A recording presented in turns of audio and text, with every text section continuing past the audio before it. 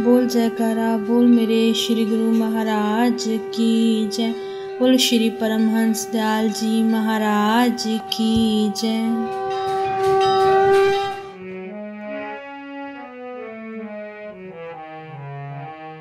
एक रोज़ इरशाद हुआ कि हम जयपुर में बाज़ार से गुज़र रहे थे और भी बहुत आदमी हमारे साथ थे कि तवायफ यानी वेश्या के कोठे से हमने एक शख्स को उतरते देखा। उसको देखकर फ़ौरन यानी तुरंत पता चल गया कि वह शख्स कोई महात्मा है। आगे बढ़कर हमने प्रणाम वगैरह करके कहा कि कहिए यह काम कब से जारी है। अव्वल यानी पहले तो वह उड़ने लगे और बोले कि महाराज आप महात्मा हैं और मैं तो तमाशबीन आवारा आदमी हूँ। मगर बाद में इशारे में खुल गए और कहने लगे, भेद न खोलिए, हम आपसे मिलते रहेंगे।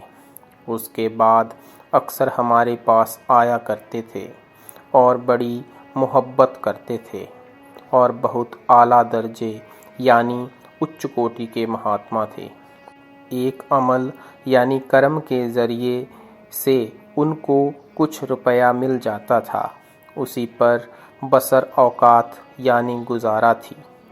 एक तरफ तवायफ यानी वैश्य के यहाँ पड़े रहते और पान वगैरह खाना और इत्र लगाए रहना, गोया ऐसी वज़ा यानी रूप थी कि किसी को उनकी तरफ शुबा यानी शक भी नहीं हो सकता था कि ऐसे बड़े आदमी हैं।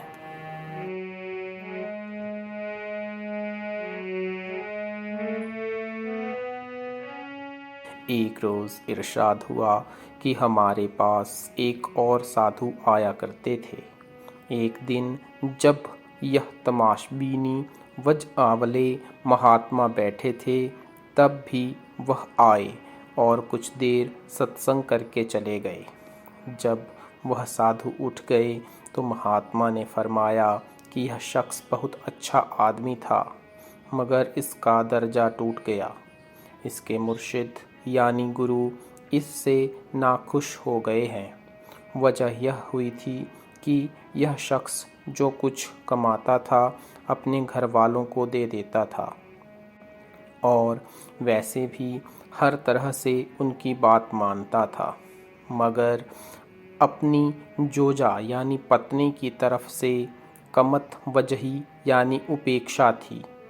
इसकी वालिदा यानी माता ने कई दफ़ा उससे कहा मगर उसने कुछ ख्याल न किया, तो उसने उसके मुर्शिद से अर्ज करी। उन्होंने फरमाया कि तुमको उसका ख्याल रखना चाहिए, लेकिन इस शख्स ने जवाब दिया कि आप और हम तो एक ही हैं। इस बात पर उन्होंने अपनी तवज्जो इसकी तरफ से हटा ली और इसका दर्जा टूट गया। फिर उनसे मिलने की इसने बहुत कोशिश की और सैकड़ों कोस उनके पीछे फिरा, मगर वह इसको दर्शन देना पसंद न करते और जब भी उनके पीछे जाता तो वह इससे आगे आगे चल देते थे। यह कहकर हमसे वायदा यानी वचन लिया कि तुम इसका जिक्र उस साधु से न कर देना।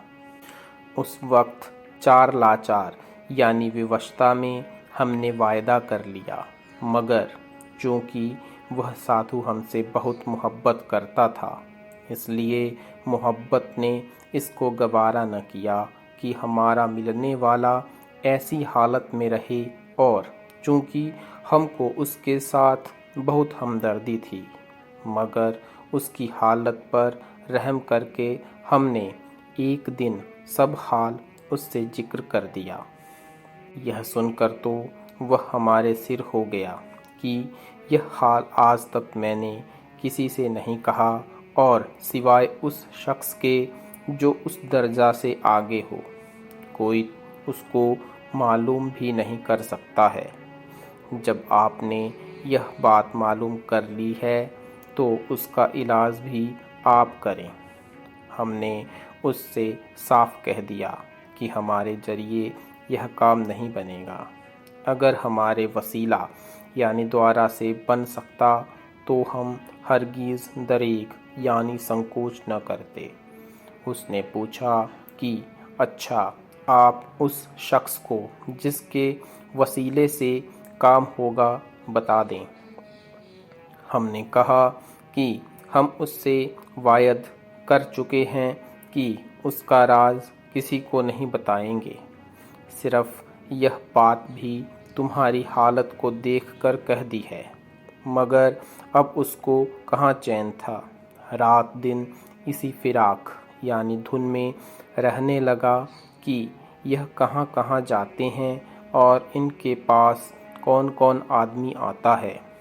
हालांकि दर्जा से गिरा हुआ था मगर अभ्यासी शख्स था, इसलिए एक दिन जब वह महात्मा आए तो उनको देखकर फौरन पहचान लिया और उनके कदम पकड़कर बहुत आजिज़ाना यानी दीन लहजे में कहा कि आप मेरा काम संवार दें।